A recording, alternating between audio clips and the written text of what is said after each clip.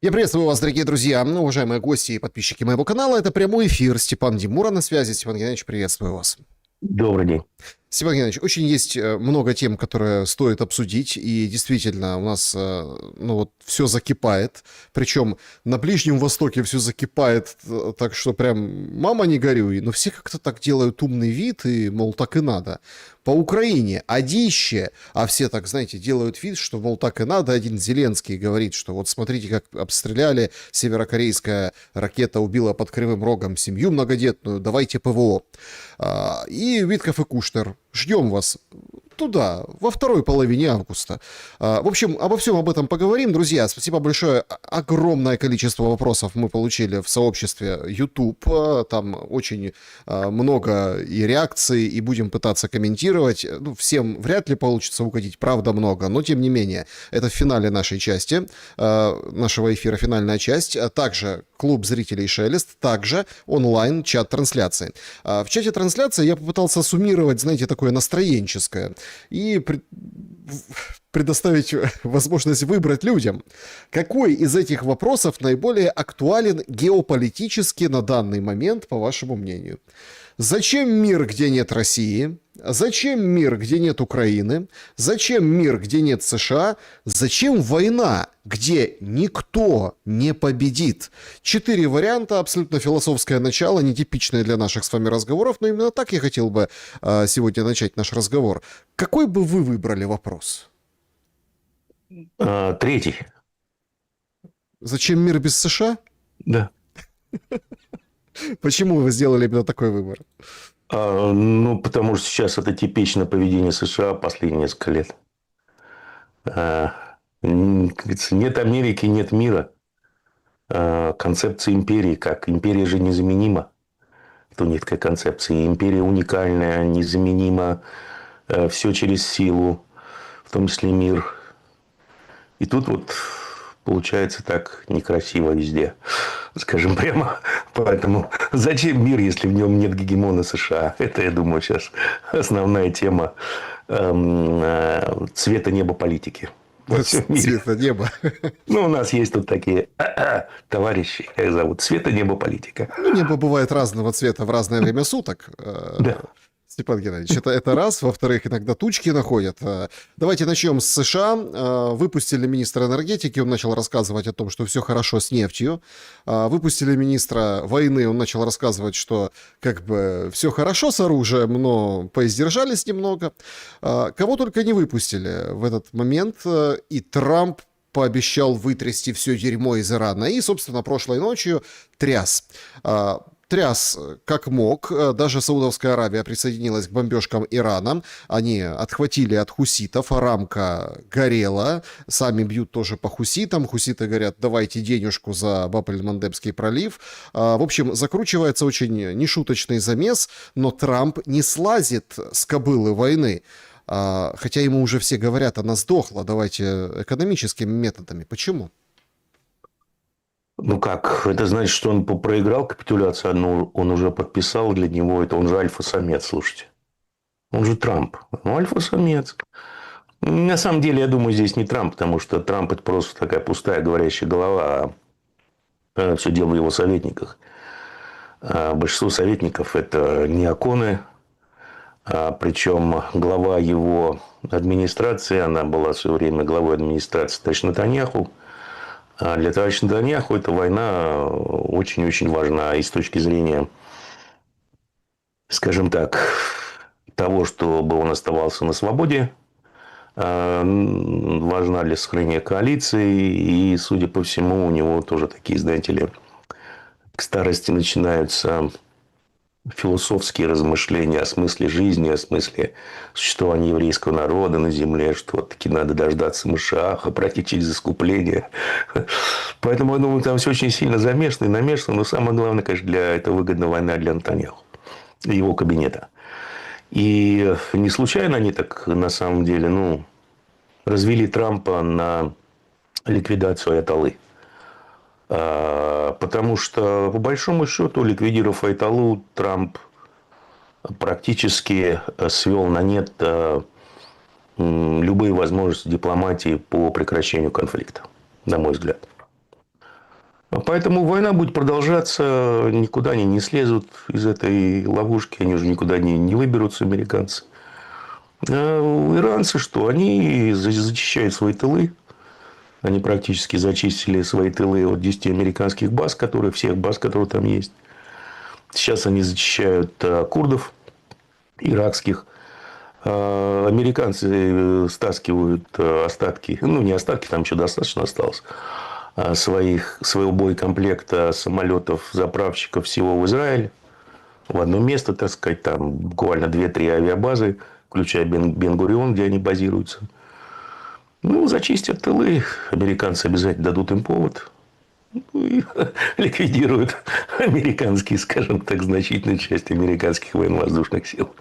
Кипр они предупредили иранцы, болгаров они предупредили. Ну, а дальше, как говорится, сами виноваты будут. Ну, даже по Украине чуть не стреляли за, скажем так, ну, удар по что, космическому. у них ракеты есть тяжелые на 4000 километров. У них не заржавеет. Очень интересно, Это товарищи суровые. Очень интересно, что Минобороны Саудовской Аравии объявили о том, что встречу будут проводить, создавать многонациональную коалицию по обеспечению безопасности на море. Уже создали, да. Значит, Бахрейн, Джибути, Египет, Иордания, Кувейт, Мальдивы, Пакистан, Катар, Сомали, Судан, Турция, правительство Йеменского президентского совета. Короче, все серьезно, слушайте. И американцы тоже там. Получится? Ну, американцы уже 1,5 месяца воевали с хуситами, разгромили их, победили, остановились на том, что, ребят, мы вас не трогаем, вы нас не трогаете, остальных можете обстреливать. Поэтому сказать, ну, слушайте, ну, суицидники, что я могу сказать, особенно саудиты. Это вот плод, знаете ли, на мой взгляд, работы такого сумрачного британского гения. Очень сумрачного в последнее время. Конечно, судить-то да, это на конкурсе тупой считать это тяжело. Ну, суицидники напрасно. Ну, слушайте, хуситы их спокойно всех. Вот сейчас, имея такое вооружение и имея, скажем так, историю 12-летнего конфликта с саудитами, историю практически 12-летней блокады, в результате которой, ну, по разным оценкам, там несколько сот тысяч умерло от голода и от недостатка медицины хуситов. Ну, их тяжело чем-то напугать, их тяжело чем-то остановить. Да? Они живут, грубо говоря, в пещерах. Ну, условно выражаясь.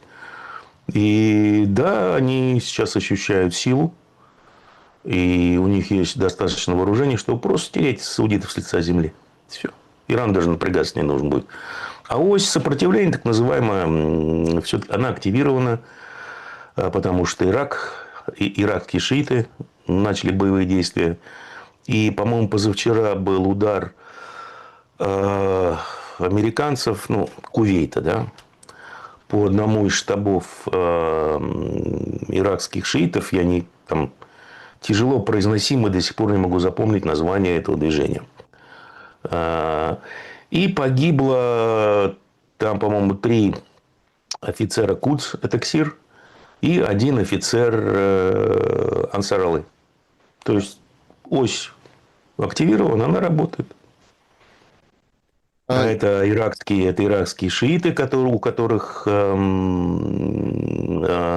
джихад официально объявлен для всех шиитов. Аятоллой, Систани, самым главным у них.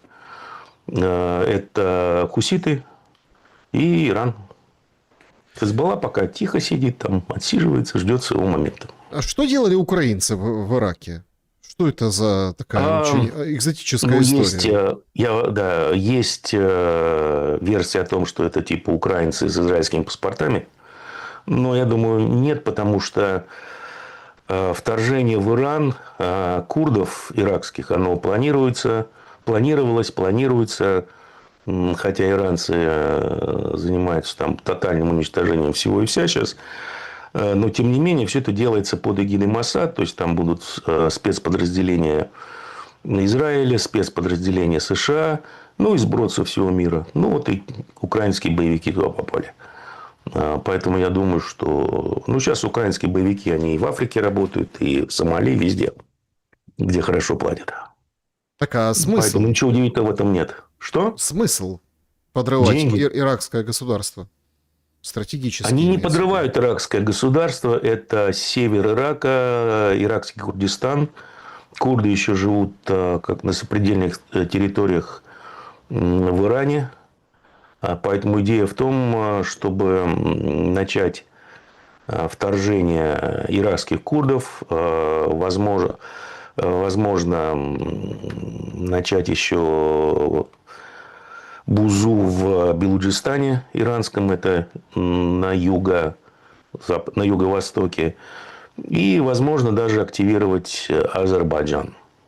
Вот, а это уже очень интересно. И еще должна активироваться пятая колонна. Да? И вот сейчас пошли сообщения о том, что начались нападения на полицейских в Иране, на различные военные посты и тому подобное. То есть, суть по всему, остатки пятой колонны, которые там остались наверняка и в достаточном количестве, даже после того, как хорошо почистили уже 2 раза, это все активизируются внутренние силы.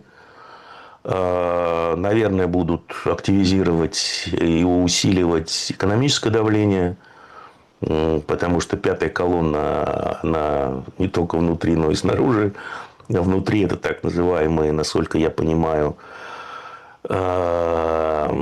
реформаторы. Сейчас они частично занимают правительственные должности. Это и, судя по всему, президент, и отчасти, наверное, министр иностранных дел.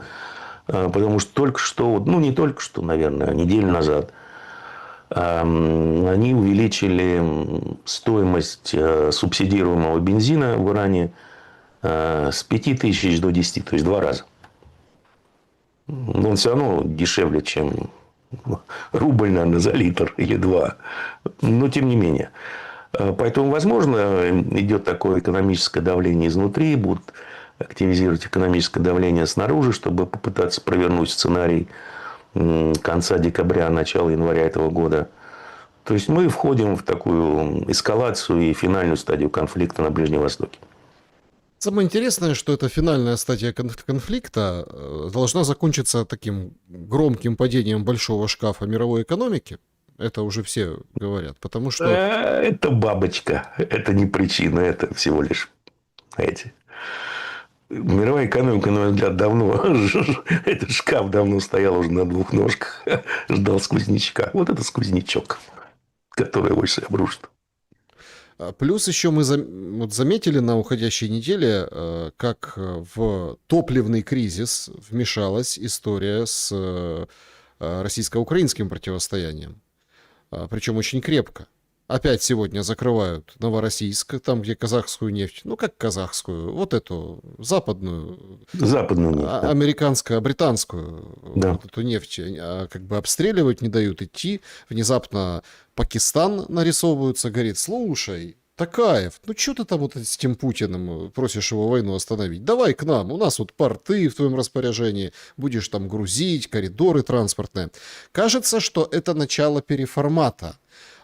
И кажется, что в Черном море все не просто, ну, скажем так, да, для того, чтобы поднять градус, в общем, обеспечить фронт, подпитку, вот это вот все. Нет, все именно под раздел вот этого экономического кластера. Но, простите, если это правда, я не буду говорить, когда Молдова перехватывает, ну, перекупает танкер с топливом у Киева. Киев говорит: елки-палки, он же к нам шел. А те говорят: так а мы особо идти не хотели, потому что сейчас как прилетят. И опа, в Кишиневе выгрузились. Ну, и Кишиневу, имеется в виду, выгрузились. И все такие: ничего себе, а что происходит? Это уже, кажется, перераспределение такого серьезного калибра экономической зоны Черного моря. Ну, я думаю, это на самом деле пока что единичный случай, но факт остается фактом, что, скажем так, морские логистические пути, они сейчас под угрозой везде. Это, пожалуйста, возьмите Северную Европу, что они творят, вообще, что творит Европа с российскими танкерами, что творится на Ближнем Востоке, что творится в Черном море. Я думаю, очень скоро начнут поджигать и проливы, которые ведут в Китай, китайскую логистику. Поэтому сухопутные транспортные коридоры, которые в том числе активно развивал Китай, продолжает развивать, они приобретают все большую и большую, скажем так, важность. И это еще больше подрывает гегемонию морской империи англосаксонской. Вот и все. Они сами копают себе яму, показывая всем, что они не могут обеспечить безопасность и не могут контролировать морскую логистику. Поэтому вроде так кажется, что вот они все такие умные, продвинутые. Ну, а по факту они занимаются самострелом, на мой взгляд. А морская, ну как, морская блокада, причем Зеленскому уже сказали в Штатах, что брателло, это самое, ты тут на наши американские интересы лапку не поднимай, да? Это вот танкеры «Шеврон», их трогать нельзя. Так а почему он И трогает? потом, ну, наверное, нет большого ума британского, я имею в виду островного. Потому что, смотрите, куда шла казахская нефть в основном? Она в основном шла, по-моему, в Румынию. И составляет, не буду врать, но, по-моему, больше 60% от всей нефти, потребляемой нефтепереработкой Румынии. Куда идет румынская нефтепереработка продуктов? В том числе и в ВСУ, в том числе и в Украину. Так что, ну, тоже Зеленскому надо дать должное, красавчик. Любитель самострела и жесткой садомазы. Это при том, что практически блокада черноморских портов завершена. Да, она полностью завершена, туда больше никто не ходит. Посмотрим, что будут делать с дунайскими портами. Вроде начали, но как-то взяли этот процесс, поставили этот процесс на паузу. Кремлевские имею в виду. Непонятно почему. Ну, наверное, западные партнеры высказали глубокую озабоченность по этому поводу. Ну, демонстрирует Очень странная история. Сейчас российская сторона, которая, собственно, ну, они же перестали вроде как терпеть удары по морю, бьют и сами. Зачем тогда такое заявление? Знаете, вот я не специалист в определенных областях медицины, поэтому я не могу это комментировать, потому что, по идее, зная, куда идет казахская нефть и как она используется, я бы сам устроил диверсии, причем не одну, чтобы этот терминал закрылся на очень долгое время.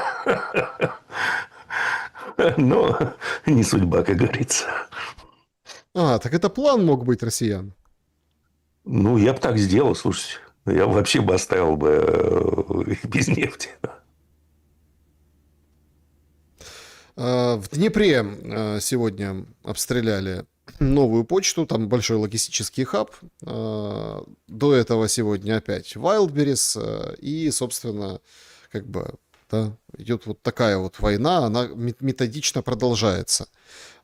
Есть там кадры с Екатеринбурга, как, ну, вот это вот все, эвакуация, там, вот, смотрите. Также прилетело по Пермскому заводу, это в российской стороне. В украинской стороне был массовый обстрел. Киев, Львов. Во Львове развалили многоэтажку. Причем я делился у себя в телеграм-канале, я, если честно, так немножко опешил. Ночной обстрел, завалы, в общем, непонятно, кто там есть, кого там нет. Люди там повылетали стекла в соседних домах, этот дом полуразбит. Они становятся 9:00 на минуту молчания, причем пожарная, там полиция, понимаете, то есть, ну, какая-то дичь, если честно, то есть, нет, можно там быть поклонником этой лютой традиции, но не в такой момент, когда 9 утра надо быстро-быстро, ну, в общем. В Киеве тоже сгорел рынок на Петровке. Ну, в общем-то, и все. Да, все внимание. Здесь сегодня Зеленский перед нашим эфиром буквально вышел и заявил, что по его информации, в общем, в Кривом Роге убили семью многодетную корейской ракетой. И, мол, вот они, вполне возможно, да. московские отбросы там, вот вместе с северокорейскими этими маньяками, негодяи, в общем, вот так.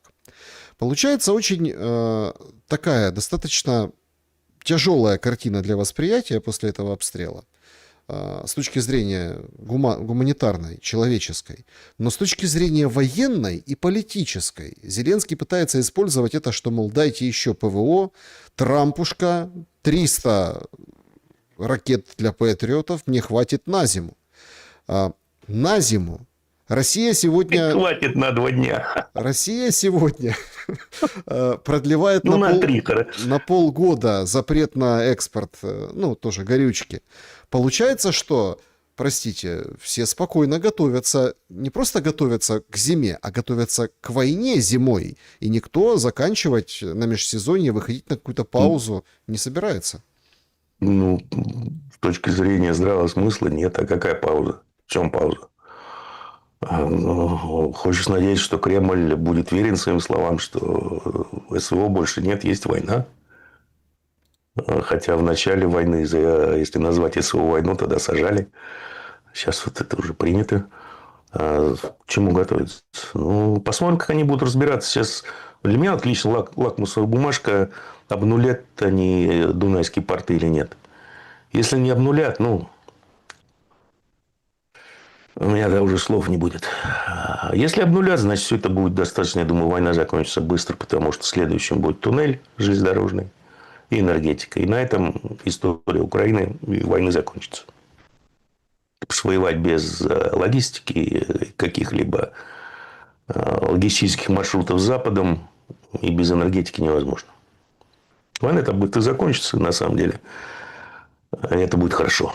Но если же Дунайские порты сейчас не обнулят, это значит, тягомотина будет продолжаться еще непонятно сколько времени и непонятно сколько жертв будет.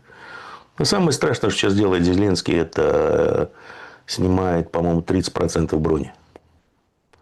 Потому что есть правило такое, ну, скажем так, эмпирическое, что если вы использовали 25% мобилизационного потенциала мужского, то большую долю вероятности можно спокойно похоронить экономику. Украинцы уже это давно прошли, и вот сейчас снова будут снимать 30% брони с оставшихся. Ну, экономика по-любому уже на ладан дышит, она просто ляжет. Особенно зимой, когда нужны будут ремонтные бригады и тому подобное, проводить восстановление энергосистем, всего. Их просто не будет. Но зато фронт еще продержится, наверное, там, ну, месяц, ну, 2, ну, 3. Ну, хорошо. То есть, сегодня, кстати, такой очень интересный выход в свет получился у Медведева. В чем интересность, да, в его заявлениях? Вот если так вот прикинуть, да, то он, собственно, что говорит? Да? Россия находится в важной, очень важной точке завершения СВО. Мы действительно сейчас находимся в этой точке специальной военной операции. И я уверен, что внесете лепту в нашу победу. В общем, он к молодогвардейцам-добровольцам обращался, которые ехали в зону СВО на передовую. Единственное, чего бы я хотел сказать, берегите себя, нужна победа, но не любой ценой. Что это за важная точка СВО? О чем говорит Медведев? Если, например, вы сейчас обрисовали коротко, короткими мазками, но такой апокалипсис осенне-зимний. Нет, ну, по большому счету для Украины, да, это апокалипсис. Но вопрос в том, будет ли этот вполне, на мой взгляд, разумный и, вернее, и очень, кстати, гуманный по отношению ко всем план приведен в действие. Почему гуманный? Потому что, слушайте, у вас выбор, грубо говоря, у украинцев 2-3 месяца померзнуть. Без войны. Посидеть без электричества, но не быть бусифицированным. А так вас все равно по-любому бусифицируют всех. Под ноль. Ну, может быть, Азов оставят, да, они все-таки такие бешеная дивизия товарища Зеленского. Дикая дивизия, вернее. А так все остальные лягут. Поэтому, наверное, Медведев имел в виду... Мне трудно говорить, что он имеет в виду. Потому что, ну, такой товарищ своеобразный, на мой взгляд. Но, скорее всего, наверное, имелось в виду то, что озвучил Песков, что, типа, это больше не СВО, это война. С этой точки зрения, вот очень характерное выступление Лаврова вчера. Кому-то он давал интервью. Вообще нужно запретить Лаврову интервью? Нет, бизнес ФМ, потому что они вот крутили в интервью, когда ты за рулем, бизнес ФМ нужно запретить, чтобы она вообще не работала больше. Потому что я У вас старые счеты с бизнес ФМ? Нет, не старый счет, это просто очень опасная радиостанция, если вы слушаетесь то, что говорят. И Лавров заявляет следующее. Так вот, легко. Что да, у нас сейчас такой важный период, такой сложный период для страны, бла-бла-бла. Враги наши англосаксы. Я так, чего? Лондон и, мол, Вашингтон. Конечно, в большей степени Лондон. Я так, минутку, я чуть вообще пытаюсь прийти в себя, вижу перед собой большую задницу КамАЗа по тормозам. Почему? Потому что совсем недавно Песков, например, выступал, когда он говорил, что у нас там враги всякие хотят и чудят, и что-то богопротивное замышляют против России. Это какой-то Берлин, какой-то Париж, даже какой-то Осло. Может, не помню, Хельсинки вспомнил. Но вот такое ощущение, что он просто не мог себя заставить сказать Лондон и Вашингтон. Ну, я не знаю, какие на это причины, наверное, есть. А тут Лавров так спокойно, да, называет это все англосаксы. Лондон и Вашингтон. Ну, Лондон в большей степени. Поэтому, может быть, это имело в виду Медведев, что как-то вот разводочка с духом Анкориджа, она, скажем так, подошла к своему логическому завершению. Теперь все-таки надо воевать, а не надеяться на доброго американского дядю, который одновременно и арбитр, и участник конфликта. Да, вот такое логическое противоречие, в принципе, для любого здравомыслящего человека. Может быть, это имел в виду, я не знаю. Но мобилизации не будет или будет? Ой, как мне этот вопрос достал. Вот с моей точки зрения не будет. Она не нужна. У нас с живой силой проблем нет. Ну, об этом тоже говорит Медведев. Однако есть очень мощные разведпризнаки. Значит, сегодня обрастает просто небывалым скандалом ситуация вокруг Дурова. Значит, Павел Дуров, основатель Telegram, был объявлен и внесен в список террористов и экстремистов Российской Федерации. И сейчас там очень долго и нудно многие выясняют, как юридически, а что вообще происходит. А это если я купил подписку премиум в Telegram, это что, я финансирую терроризм? Ну, в общем, объясняют, рассказывают, что нет, это его персональная история, а не типа Telegram. Так вот, персональная история, Дуров отвечает на это. Значит, Россия признала меня террористом за отказ выполнять ее требования о массовой слежке и цензуре в Telegram. Согласно российскому законодательству, мне запрещено распространять информацию в интернете. Российские чиновники, очевидно, в замешательстве относительно того, что, кто может запретить кому пользоваться интернетом. Ну и там он вчера то публиковал вот эти свои типа с бородой, ну и разные мемчики. Вот Талибан же вроде как, смотрите, уважаемые партнеры, а Павел Дуров типа террорист-экстремист. Потом начали писать, очень интересно, там же Павел Дуров, он банк спермы пополняет. И... Да, это его единственный актив, да. Причем в России тоже есть кто пользовался. Да. И получается, что не могут... Кто-то положил глаз на семенной материал. Нет, не знаю, подождите, не могут наследство, так сказать. Он говорит, наследство всем поровну, а свое оставлю. И получается, российские наследники Дурова в пролете с таким-то статусом. Что происходит? Ну, да. И есть ли здесь в этой атаке на Дурова след готовящейся или мобилизации, но мне кажется, что-то гораздо большее готовится на осень, раз вот так вот срезают Телеграм или пытаются на него повлиять. Я думаю, знаете, ну, во-первых, еще австралийцы объявили его террористом и экстремистом. Австрийцы. Австралийцы, там, где кенгуру. А в Австрии тоже, кстати, идет суд с Телеграмом. Вот, а в Австрию, про Австрию не знаю. Может быть, кстати, корреспонденты перепутали Австралию с Австрией. Но я в тексте прочитал Австралия.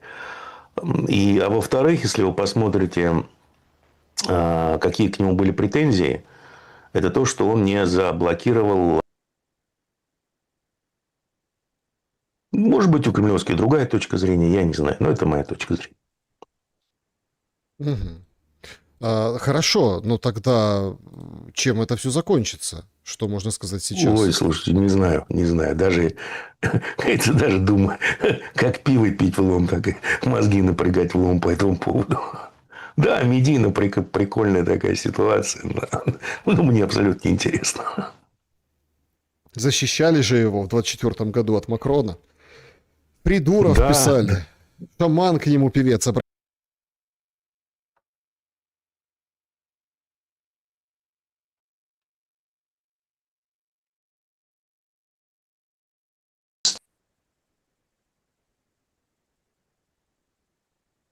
Так, Степан Геннадьевич, Ахтунг, вы меня слышите?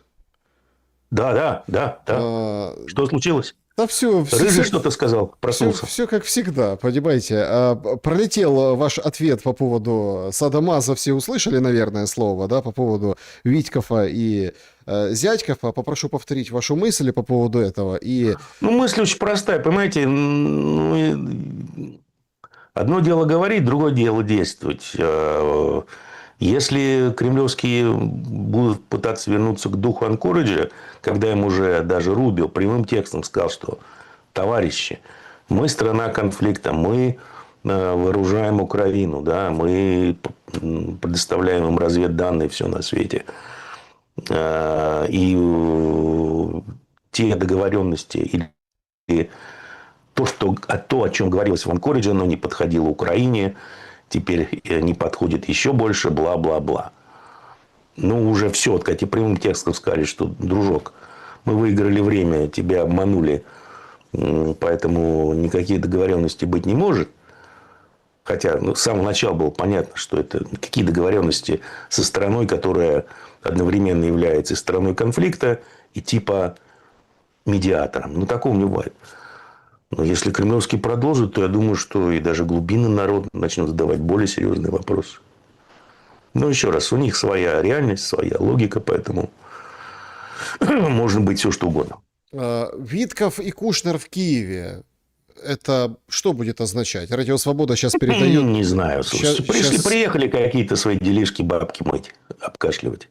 Ну вы Исключительно что, 35 лет независимости Украины. ливанская армия, там шутка ходит, да, сколько нужно солдат ливанской армии, чтобы защитить Ливан. Никто не знает, они никогда не пытались. Хорошая шутка. Значит, какая судьба доллара... Она про французов и Париж изначально была. Какая судьба доллара и евро после проигрыша США в войне с Ираном? И как, по вашему мнению, будут они конкурировать с юанем и китайской финансовой системой? Ну, у евро вообще никакой судьбы нет. Доллар резко вырастет в краткосроке. Но потом им придется что-то делать со своим госдолгом. Соответственно, я думаю, что они начнут просто пытаться обесценить доллар. Дорогой Степан Геннадьевич, Анна к вам обращается. Ценю ваше мнение, хочу поделиться своим мнением, вопросом. Не судите строго. Дуров во Франции живет, ходит как зайчик, на допросы в полицию. На каких условиях его освободили 2 года назад, непонятно. Франция участвует против России в войне, призывает к уничтожению России. В то же время соцсети – это невероятное оружие. На просьбы России каналы вербовки заблокировать он плевать хотел. Что вы думаете по поводу этого?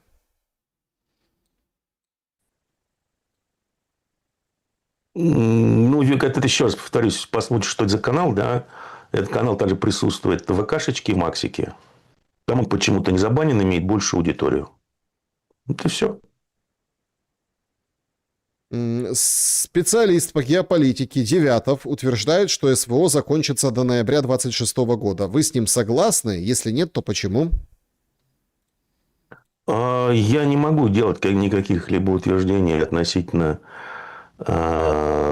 момента завершения СВО или войны. Потому что, на мой взгляд, действия кремлевских не поддаются прогнозу с точки зрения логики и здравого смысла, который я вижу, на основе которого я оперирую. Поэтому я здесь пас. Монархии залива будут сносить в ближайшее время? Интересный факт, если их снесут, единственными абсолютными монархами в мире останется Папа Римский. А как это Папа Римский абсолютный монарх? Не понял. Ну, в Ватикане. Главный папа. Ватикан маленькое такое, там, не знаю, хуторок. Он не монарх. И Ватикан не монархия, скажем так. Но есть еще монархии в Юго-Восточной Азии. Да, может быть, вы в курсе. Это правда, что Трамп похоронил свою первую жену на своем частном гольф-клубе и оформил Да. этот клуб как кладбище, чтобы не платить налоги? А про кладбище не знаю, но урна с ее прахом действительно закопана в одной из лунок на на поле для гольфа, вот по-русски так говорить. Оформил ли он это как кладбище, не знаю, никогда не интересовался. Ну, слушайте, есть просто элементарно по поводу запусков, ну, электронная разведка работает, спутники висят. Как только у вас возникает, скажем так, определенная коммуникация между, скажем, теми же дальними бомбардировщиками и базами, куда они перелетают, что они перелетают, уже понятно, можно сделать вывод, что скоро будет достаточно серьезная ракетная атака. Здесь, скажем так, ничего секретного нет. Это радиоразведка. Далее мониторятся все пусковые площадки, с которых запускаются герани, прочие дроны. Соответственно, если там появляется активность, которая классифицируется как подготовка к массовому пуску, вот, пожалуйста, что. Западные разведки все это видят, слышат. Ну и, соответственно, передают своим украинским коллегам. Мгм. Так, дальше. Продолжаем вопросы. Степан Геннадьевич, недавно слушал лекцию Фурсова. Был там такой момент, Михаил делится. Китай может развалиться на части. Что по этому поводу думаете вы? Есть ли такая вероятность? И если есть, то на что она указывает? Ну, это план был такой. Я его даже сам лет 5 озвучивал, что планировалось Китай все подложить под Китай, так называемый глобальный юг, в экономическом смысле. Ну, и потом, значит, развалить Китай на части. Сначала на 4, потом на 2. РЭНД, корпорация, это мозговой центр, так называемый Пентагона, об этом писала. Но, насколько я понимаю, все основывалось на представлении Запада о структуре власти в Китае. Именно, что там такие же институты демократии, как и по всему миру. Ну, во-первых, там избавились от соросятника, когда последнего соросенка вывели под белые ручки со съездом. А во-вторых, судя по всему, там так называемые демократические институты носят весьма такой показной характер. Мгм. Поэтому есть вертикаль власти, скажем так. Она не особо сильна, чтобы развалить Китай. Ну, нужно только поднимать какие-то восстания, еще что-то такое, чтобы были какие-то противоречия внутри вертикали власти. Ну, судя по всему, может быть, я что-то не знаю, но я их пока не вижу. Не, ну там же генералов пощелкали, как семечки. Ну, пощелкали, усилили. Вот как конкретный пример. Взяли, почистили немножко вертикаль. Товарищ Си стал единоличным командиром армии. А поскольку именно при товарище Си об этом богом забытой армии вдруг резко вспомнили, они получили огромное финансирование всего и вся, то, скажем, у той же армии нет никаких причин иметь зуб на товарища Си. Тем более он представитель как раз силового блока. Поэтому я думаю, что это все влажные мечты. У Фурсова несколько, скажем так, протухшая информация. Артем спрашивает, у Украины есть необстреливаемый тыл в виде Европы. Сегодня, кстати, обстреляли по Польше. Прозондировали ПВО. Мне так нравится, Туск выходит и говорит, знаете, вот если бы она там куда-то летела, мы бы сбили. Мы бы ее сбили. А так в поле упала, она вообще... Мы за ней следили, в поле упала. Так это не по нам стреляли, это ж не по Польше. Успокойтесь. И потом сказал, 100 дней есть. 100 дней. А потом все. Чего все? Ну, все решится. Закроют небо? Все закончится. Ну, может быть, Ну, да. вот так, это Туск. Так вот, Артем спрашивает, есть необстреливаемый тыл в Европе? Вопрос не в том, что нужно делать, а что будет делать, по вашему мнению, руководство России с этой проблемой. Как, по вашему мнению, можно Уф. решить проблему с дронами, которая производится не на территории Украины? Спасибо. Ну, смотрите, они каким-то образом попадают на территорию Украины в таких количествах. Поэтому нужно просто для начала уничтожить полностью логистику. Железнодорожную, ну, морскую вроде как значительно прикрыли. Наземная логистика, насколько... Во-первых, это не только военная логистика, но и топливная логистика. Это логистика украинского экспорта и тому подобное. Это еще мощнейший удар по экономике, на самом деле. Насколько я понимаю из тех оценок, которые я видел, наземная логистика, это автомобильный и железнодорожный транспорт, может обеспечить где-то 1/3 перевозки грузов, которые обеспечила морская. Поэтому, если, скажем, вы еще на месяц, может быть, на 2 вынесете железнодорожную логистику, останется только автомобильная логистика. Там тоже, в принципе, постоянные удары по 2-3 мостам, даже не надо их выносить, просто достаточно портить полотно постоянно, тоже могут логистику хорошо прикрыть.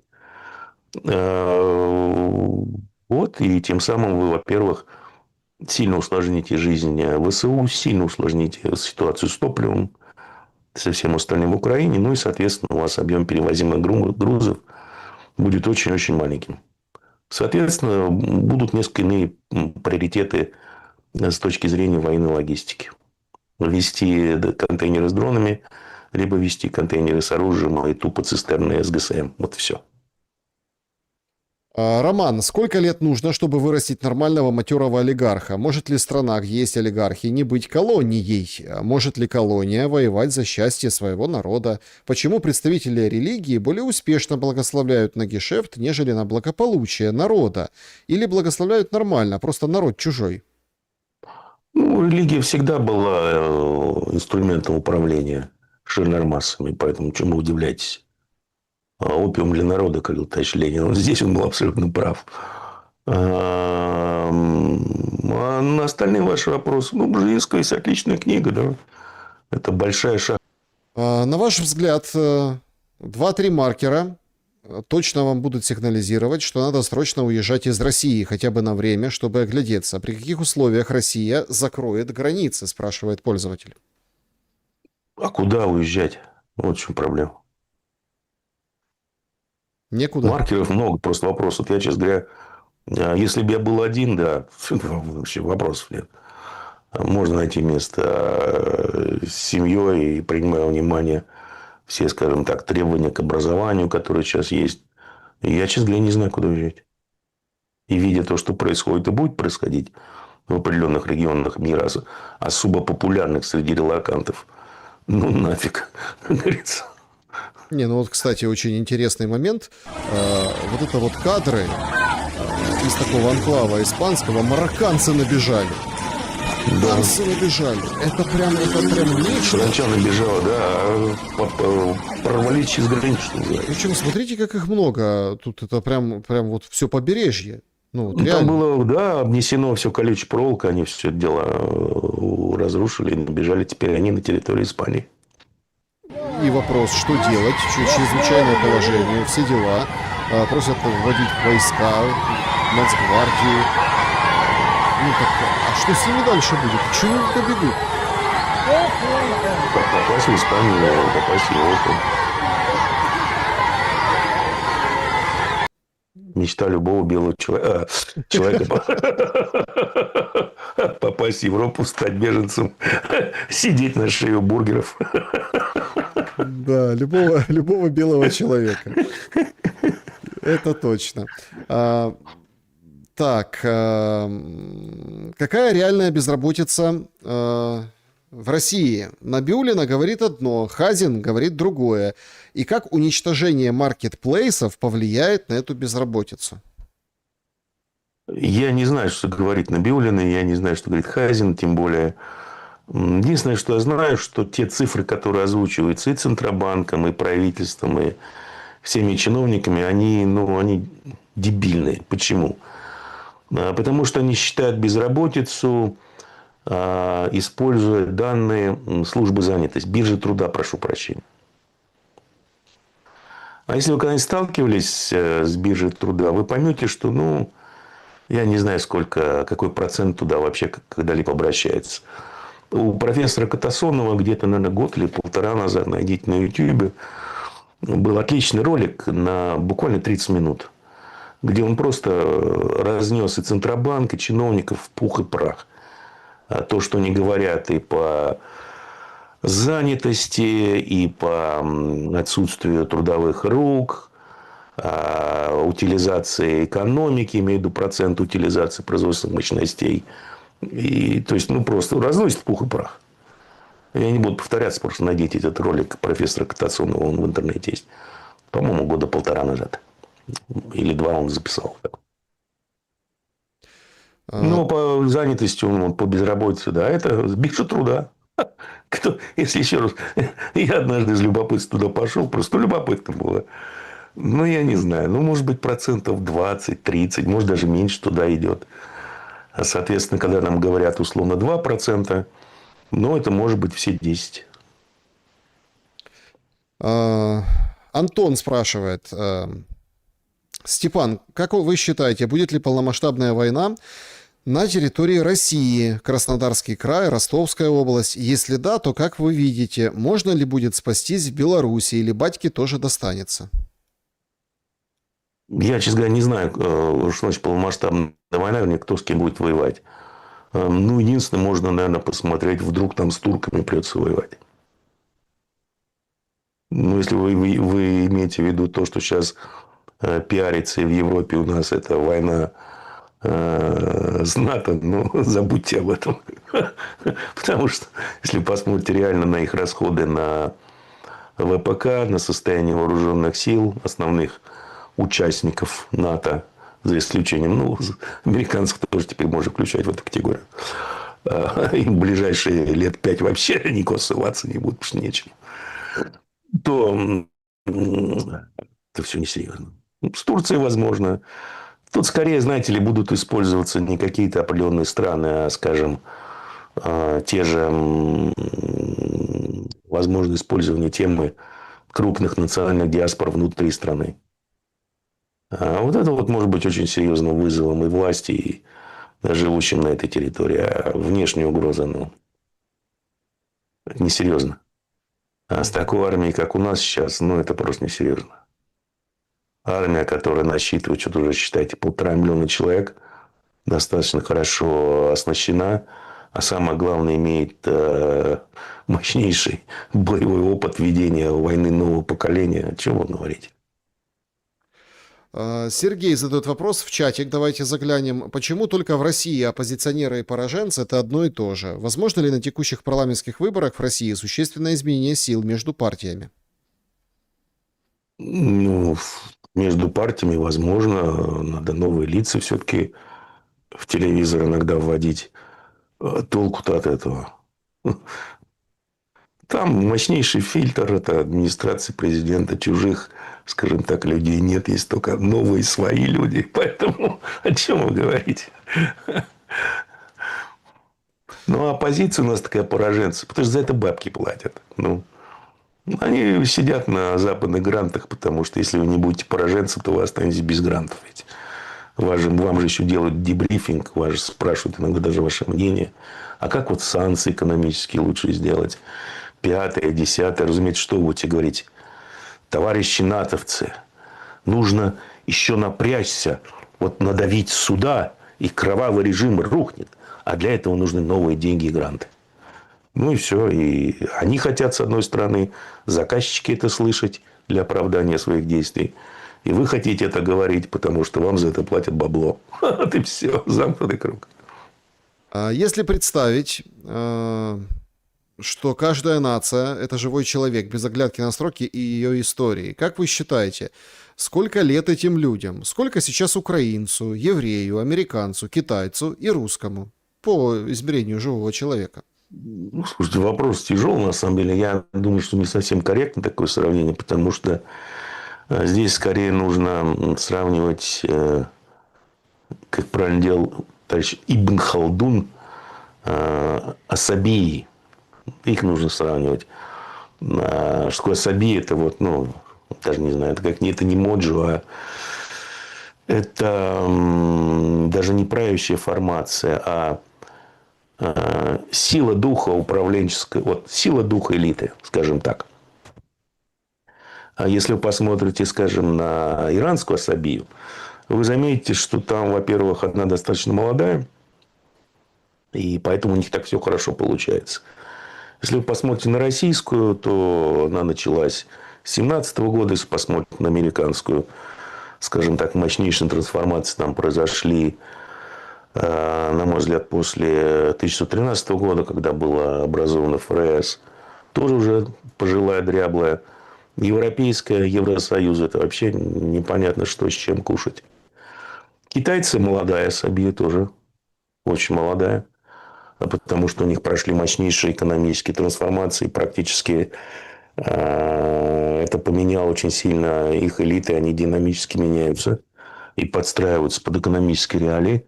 Наша старая, еще раз, израильская, тут тоже относительно молодое государство, но оно было, у него была одинаковая история. Да. Они жили, по большому счету, с 1948 года, если не брать там первые, скажем, 20 лет, они жили в тепличных условиях. Это ЧВК США. Напрягаться не надо, можно понты кидать, борзеть. Как только приходится отвечать за базар, приходит дядя Сэм и все разруливает. Поэтому там тоже уже все так дряхленькое. А из молодых вот и таких активных с потенциалом большим это китайская элита и иранская. Мгм. Поэтому у них все и получается. А, Чем можно объяснить, что воюющая Россия опередила мирный Китай по приросту долларовых миллионеров, при том, что население России гораздо меньше, и вообще нормально ли это? Отсылаю вас к тому же ролику профессора Катасонова, где он сравнил доли прибыли и доли фонда заработной платы в ВВП различных стран. В России, разумеется, это доля прибыли корпораций в ВВП, если я не ошибаюсь, то ли в 2,5, то ли в 3 раза выше, чем у остальных развитых и не совсем развитых стран. Отсылаю. Там очень познавательный ролик. Те цифры и аргументы, которые он приводит, могут очень сильно изменить ваше мировоззрение на происходящее. Здравствуйте. В Европе иногда звучит мысль, что русские и украинцы могут объединиться и начать войну с европейскими. Ваша мысль, пожалуйста, на этот счет. Спасибо за работу и настроение. Ну, это было вообще бы идеально.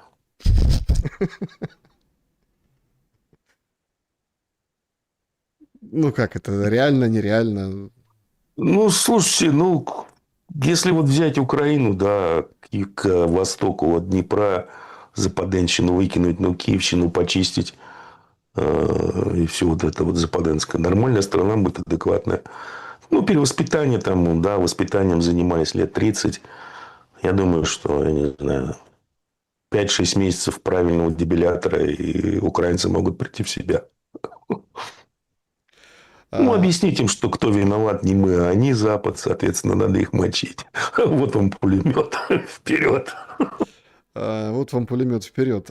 Есть ли... Кстати, вот, если я не ошибаюсь, сейчас уже, по-моему, 3 или 4 батальона из украинских военнопленных добровольцев, которые прекрасно воюют, показывают чудеса выучки и храбрости. Мгм. Спрашивают пользователи, есть ли у России свой армуз, чтобы кошмарить Запад? Не думаю, что есть Армуз, есть несколько скважин.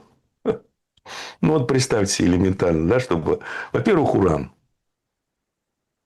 Приносит копейки, но если его перекрыть поставки в США и в Европу, то там станет очень быстро весело. В атомной энергетике везде.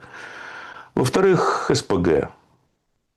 Ну, да, Новотек там гонит импорт СПГ, если я не ошибаюсь. Экспорт, вернее, СПГ в Европу год к году растет по 25%. Ну, слушайте, если вы думаете стратегически размышлять, то это дело просто прикройте. Ну, и где-нибудь там Так сказать, иранцы, они занимаются Катаром, там все контролируют. Кремль может контролировать свой СПГ. Ну, и европейцам станет сразу очень весело. Еще веселее, скажем так. Своего армуза нет, у нас несколько другая специализация. Знаете ли вы что-то, Степан Геннадьевич, что если прямо сейчас озвучите в эфире, то это будет стоить вам жизни, но изменит представление людей о жизни? Я знаю, за что меня хлопнут, но большинство людей на это никак не отреагируют, вообще даже не поймут, что я сказал. Поэтому зачем лишний раз сотрясать воздух? Хороший ответ. Хм. Значит, пошлют ли томагавки на Минск, если не будет подписан приказ на демобилизацию Гольдмана? О, Господи. Чего? Я даже не знаю, о чем речь. Спасибо за вопрос, да, нам было очень интересно. Приходите еще. Пару прилетов Ярсов по Лондону и Вашингтону исправит ситуацию для России, как вы думаете? Нет, тут по Вашингтону, Лондону все-таки бить не надо, да, это может...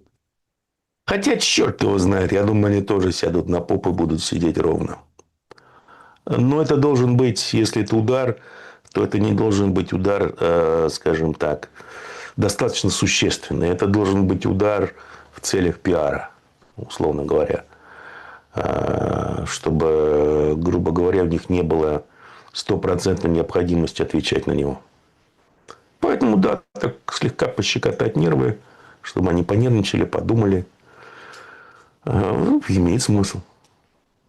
Олигархи Путина с еврейскими корнями создали Ямальский крест, чтобы распять Россию? Ну, олигархи Путина с еврейскими корнями – это просто еврейские мальчики, которым дали подержаться за денежки. Это все. Так, Саша, как понять? Программа начала работать. Прямо сейчас начали работу по переработке нефти. По какой нефти? О чем вы сейчас? По какой переработке? Какая программа началась? Не совсем понятно. Расскажите историю, как вы были в гей-клубе в Сан-Франциско. Я много раз рассказывал, что повторяться она есть. Такая не очень приятная история. Ну так, подойдите, Степан Димура, подпишитесь, правильно? Да. Да, если что, то... Ну, как неприятно, да, как вы сейчас вспоминаешь, любопытно, тогда я даже не понимал вообще, куда я попал. Но я понял, что что-то здесь не так. И надо отсюда рвать ноги. Да я был в Сан-Франциско, пошел гулять по городу, ну как, там второй или третий год в Америке, надо посмотреть на Голден Гейт. А там, разумеется, в то время, да я думаю, сейчас жили одни эти самые небинарные, такой район у них был. Ну, хочется пивка выпить, захожу в бар, там одни мужики. Не то, что они все в портупеях, но, похоже, начинает на меня странно смотреть. Один подходит, обнимает и предлагает купить мне напиток. Я понял, что я немножко не там. Ну, надо мной потом все американские знакомки, что ржали. Говорит, ты придурок, ты хоть гайды читай, куда ходить и зачем. Мгм. Саша, спроси, почему на дверях МИДа России висит герб СССР? Не доглядели или денег не хватило на орла двухглавого? Наверное, это какой-то потаенный символ, знак масонов. Какой план по Ирану у Соединенных Штатов Америки сейчас? Слиться. Главное, США больше роли в этом регионе не играет. Да, друзья, сегодня такой был достаточно, как это, ну, Сумбурный. сумбурный, да, эфир. Техника на грани фантастики. Всем большое спасибо, что, несмотря на все это, вы побыли с нами вот это время, которое мы были в эфире. Ну, там YouTube делает так, что в записи вот эти провалы, он там склеивается, поэтому всем большое спасибо, что смотрите вот это все рваное в записи. Поставьте лайк, не забудьте. Степан Геннадьевич, я благодарен вам за время, мысли. Это я, Александр, хочу заметить, что иранцы терпение. хуситы еще кабели не трогали интернет, а их там много. Только по дата-центрам влупили, и началось. Да, да. А если кабель перегрызут, о, дела будут. Спасибо вам большое за время и мысли, Спасибо друзья. вам. Благодарю за то, что посмотрели этот эфир. Попытались все-таки, несмотря на все трудности, выхватить главное. Давайте обсудим это в комментариях. Самое главное, берегите себя и друг друга. Добра и света. Увидимся. Удачи вам всем.